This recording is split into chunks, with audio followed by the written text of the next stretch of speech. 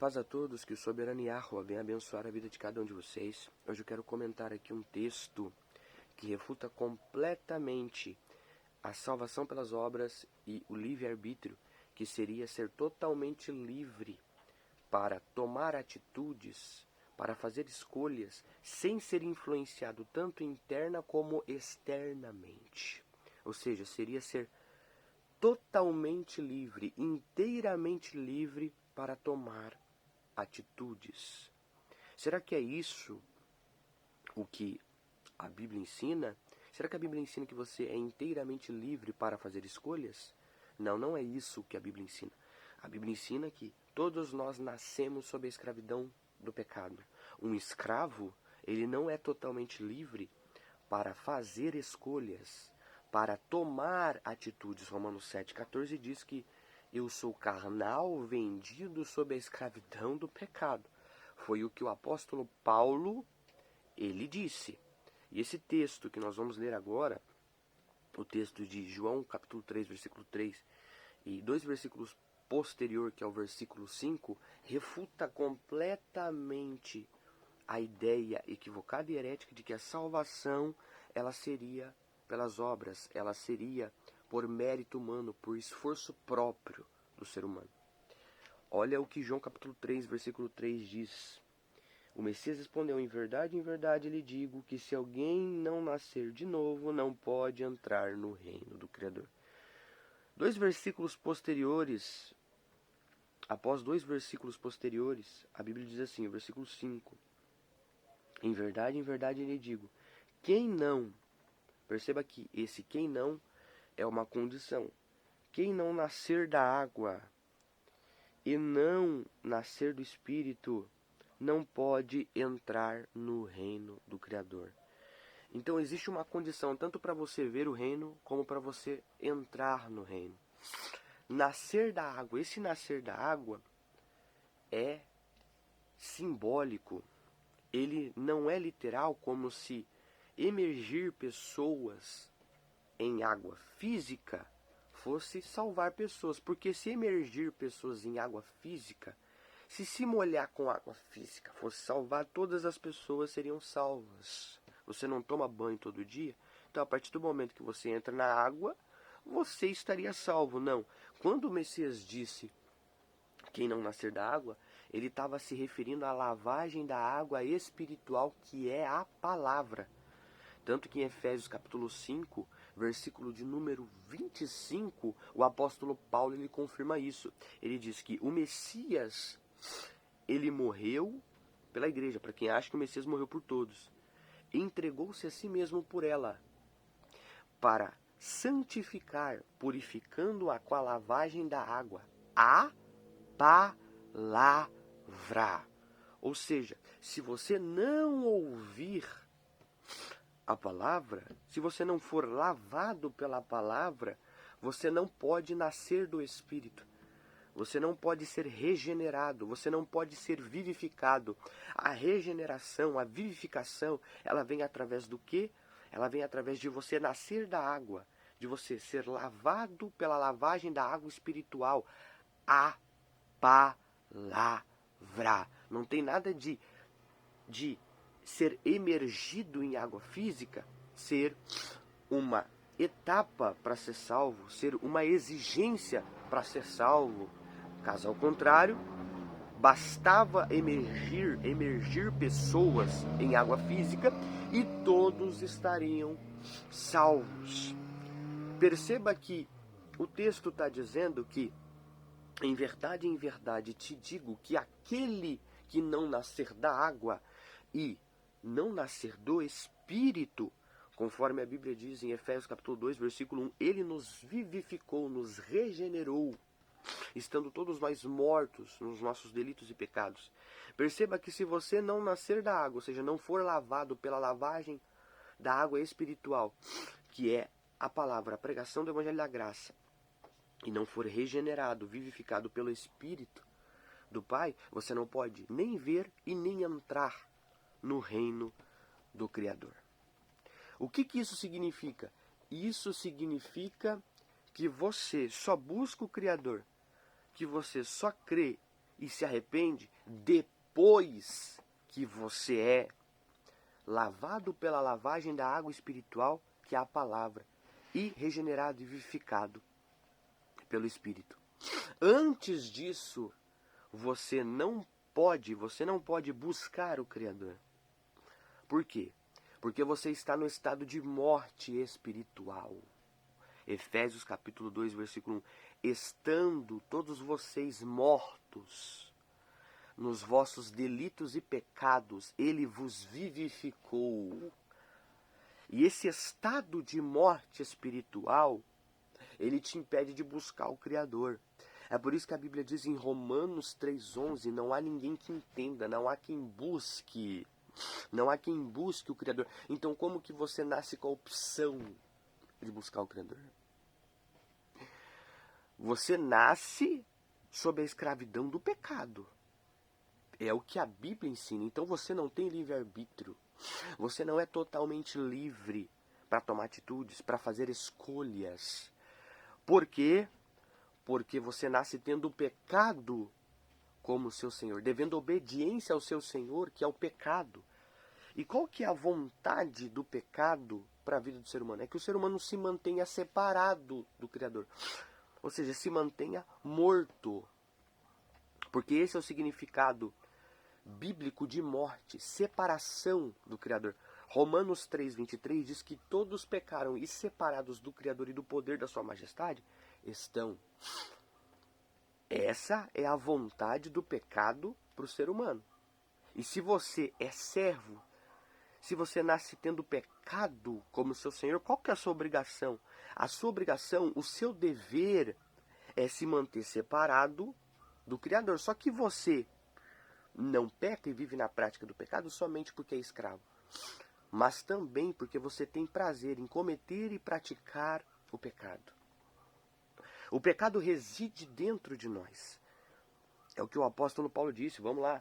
Romanos capítulo 7. Romanos capítulo 7. Vamos lá. Vamos lá. Romanos capítulo 7. Olha o que diz Romanos capítulo 7, gente. Vamos lá. Romanos capítulo de número 7. A partir do verso 14. Porque bem sabemos que a lei é espiritual. Eu, porém, sou carnal. Ou seja, a lei foi instituída pelo Criador, pelo seu Espírito, que é a sua ação na terra. Porém, eu sou carnal, vendido sob a escravidão do pecado. Cadê o livre-arbítrio aqui? Cadê? Vendido sob a escravidão do pecado. Porque nem mesmo compreendo o meu próprio modo de agir, pois não faço o que prefiro, e sim o que detesto. Vamos lá. Versículo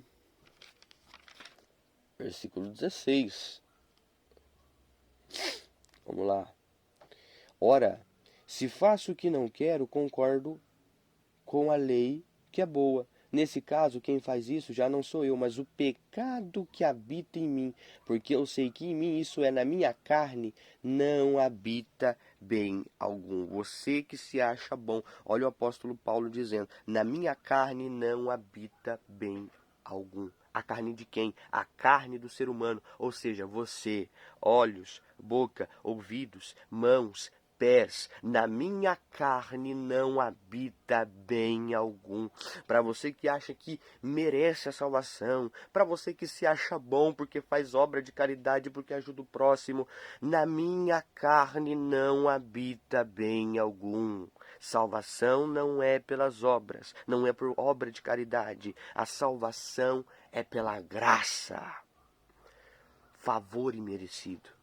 Vamos lá. Na minha carne não habita bem algum, pois o querer o bem está em mim, mas não consigo realizá-lo. Querer fazer o bem sempre está em mim, mas eu não consigo sempre realizar o bem, porque não faço o bem que eu quero, mas o mal que não quero, esse eu faço. Mas se eu faço o que não quero, já não sou eu quem o faz, e sim o pecado que habita dentro de mim. Então, o que as pessoas têm que entender é que a partir do momento que Adão e Eva eles pecaram no jardim do Éden, o pecado os tornou incapazes espiritualmente de buscar o Criador. Tanto que quando eles pecam, eles se escondem. E quem que tem que buscar eles? Quem que chama eles? Ah, é você? Você tem certeza que é o ser humano que toma a iniciativa de por conta própria buscar o Pai, por isso que ele é salvo? Não foi o que eu vi no jardim do Éden. A partir do momento que eles pecam, eles se escondem do Criador e é o Criador que tem que buscar eles. É o Criador que chama Adão. Adão, Adão. É o Criador que chama Eva. Entende isso aqui? O apóstolo João ele disse: nós o amamos porque ele nos amou primeiro, antes de ser regenerado, antes de nascer da água, de ser lavado pela lavagem da água espiritual, a palavra, de ser regenerado, vivificado. Você não amava o Criador. Você amava o pecado. Você vivia em iniquidade. O que significa iniquidade? Viver como se não houvesse lei para obedecer. Você vivia desprezando o Criador e por isso você merecia a condenação. A Bíblia diz que quem despreza a palavra perecerá. O que é perecer? É ser destruído. Era o que você merecia. Era ser condenado. A condenação é ser destruído, não é passar toda a eternidade no lago de fogo. E por que você não foi destruído? Por quê? Porque a Bíblia diz que o Criador amou os seus eleitos com amor eterno, antes da fundação do mundo. Ele os conheceu previamente, os conheceu antes. Conhecer previamente não significa que o Criador prevê o futuro e viu quem iria buscar, sendo que nem o ser humano nasce com a opção de buscá-lo. Não significa que o Criador teve que prever o futuro para ver quem iria crer, até porque a fé não é uma opção, é um dom que vem dele, então não faz sentido nenhum. Ele prevê o futuro como se ele não soubesse o que vai acontecer no futuro para ver quem iria crer, sendo que quem concede a fé é ele, porque a fé é um dom, Tiago 1,17, toda boa dádiva e todo dom perfeito vem lá do alto do Pai das luzes. Então muitas pessoas não vão receber o que merecem, por quê? Primeiro, porque foram predestinadas à salvação. Segundo, porque o Criador criou um plano de redenção. Terceiro, porque o Messias cumpriu esse plano de redenção e tomou sobre si a culpa. Sofreu a justiça do Criador no seu lugar. O que significa sofrer a justiça? Significa ser punido. Justiça significa punir aquele que merece punição. Você merecia punição. O que o Criador faz? O Criador vai lá e pune o seu filho no seu lugar para você não precisar ser punido, porque ele te predestinou antes da fundação do mundo. Porque ele te amou. Ele não te predestinou baseado em fé prevista, em presciência. A predestinação não é condicional, não tem a condição do ser humano ter que fazer algo para ser predestinado. Não, a predestinação ela é incondicional. Ele elegeu segundo a vontade dele. E não segundo a tua vontade, não vem de você. Não vem de você. Quando que você vai entender isso? Isso vem do Criador. A salvação é pela graça, mediante a fé. Isso não vem de vós, é dom do Criador. Não é pelas obras, para que ninguém se glorie. Entenda isso aqui. Olha o que o Messias disse. Em verdade te digo que aquele que não nascer da água, não for lavado pela lavagem da água espiritual, que é a palavra, o evangelho da graça, as doutrinas salvíficas, e não nascer do Espírito, ou seja, a lavagem da água resulta no nascer do Espírito. E só então que você pode ver e entrar no reino. Entende isso aqui? Não se busca, não se crê, não se arrepende antes da regeneração. O buscar, o crer e se arrepender é posterior, vem depois de você nascer da água e nascer do Espírito. Entenda isso de uma vez por todas. Entenda isso de uma vez por todas. Então é isso que o Messias disse. Não pode ver, não pode entrar. Agora você busca o Criador, primeiro você crê, você se arrepende, para depois nascer da água, ser lavado pela lavagem da água espiritual que é a palavra? Não, primeiro você é lavado pela palavra. Então, o que acontece? A lavagem da água resulta no nascer do Espírito. Então, só então que você pode ver e entrar no reino do Criador. O ser humano não tem livre-arbítrio, entende isso aqui? Não tem. O próprio Messias disse isso. Ninguém pode vir a mim. Esse ninguém é de forma generalizada. Ninguém mesmo pode vir a mim se o Pai que me enviou não o trouxer. Ele não estava se referindo a uma incapacidade física, porque muitas pessoas poderiam ir andando até ele. Ele estava se referindo a uma incapacidade espiritual que foi causada quando Adão e Eva sofreram a queda no jardim do Éden. Ele estava se referindo a isso, a incapacidade espiritual que veio após da queda de Adão e Eva. Assim que Adão e Eva, eles pecaram, eles morreram, viu? A consequência do pecado, a consequência mais severa do pecado não foi um tormento eterno. Não, foi a morte. No dia em que vocês comerem do fruto da árvore do conhecimento do bem e do mal, morrereis espiritualmente, fisicamente, e por fim, aqueles que não foram predestinados, eles morrerão eternamente, serão condenados, destruídos no lago de fogo, depois de sofrerem uma punição justa por todos os pecados que praticavam na terra. Então o Messias, quando disse ninguém pode vir a mim, estava se referindo a uma incapacidade espiritual. Entendeu? Não estava se referindo a uma incapacidade física. Se o Pai que me enviou não o trouxera aos que o Criador predestinou, a isso também chamou. Ele vai trazer, porque ele predestinou para a salvação. Romanos 8,30 fala da ordem de salvação inquebrável. A ordem de salvação, ela contém as etapas para a salvação. Primeira etapa, predestinação. Segunda, chamada. Terceira, justificação. Última, glorificação. É uma ordem inquebrável. Se o Criador predestinou, ele vai chamar. É ele que leva essa pessoa até um local em que alguém está pregando o verdadeiro evangelho, o evangelho da graça. Para essa pessoa ser lavada pela lavagem da água espiritual, a palavra, que vai resultar no nascer do Espírito, para então ela ter o direito de ver e entrar no reino do Criador. É assim que funciona a salvação. A salvação não vem de você. Você nasce incapaz espiritualmente, as pessoas não entendem. O que é estar incapacitado espiritualmente? O que significa isso? Significa ser incapaz de tomar a iniciativa de renunciar ao pecado por conta própria, por você nascer sob a escravidão do pecado. Você é escravo. Entenda isso. Você é escravo e por isso você é incapaz de renunciar ao pecado por conta própria, porque o pecado é o seu senhor. Então, se o Espírito do Pai não te atrair com benignidade, não te levar até um local em que alguém está pregando o verdadeiro evangelho, você não pode fazer nada por conta própria. Para fazer o quê? Para buscar. Quando a Bíblia fala de buscar, a Bíblia não está se referindo a frequentar um templo, está se referindo a se tornar nova criatura. Está se referindo a renunciar ao pecado. E renunciar ao pecado não é deixar de pecar, é não ver mais na prática do pecado. Está se referindo a viver o evangelho. E nada disso você pode fazer por conta própria, porque você nasce incapacitado espiritualmente, sem opção de buscar o Criador. Romanos 3,11. Para você que acha que a salvação depende do ser humano, depende de você, você vai ter que rasgar muitos textos da Bíblia. Romanos 9,16, não depende de quem quer nem de quem corre. Vai ter que rasgar João 6,40, ninguém pode vir a mim se o Pai que me enviou não o trouxer. Vai ter que rasgar Romanos 3,11, não há ninguém que entenda, não há quem busque o Criador. E muitos outros textos da Bíblia, que nos revelam que o ser humano é incapaz de praticar obras de justiça por conta própria. Que o ser humano nasce em um estado de morte espiritual. Um morto não tem... a salvação é espiritual. Para você ser salvo por conta própria, você teria que ter força espiritual. Mas como que você vai ter força espiritual se você não está meio morto? Você nasce morto. Um morto não pode fazer nada. Um morto não se movimenta. Um morto não enxerga. Um morto, ele não sente cheiro. Um morto, ele não enxerga. Está morto. Incapaz. Então, é só por um milagre. Que milagre? Graça, favor imerecido que você pode ser salvo. Coloque isso na sua cabeça.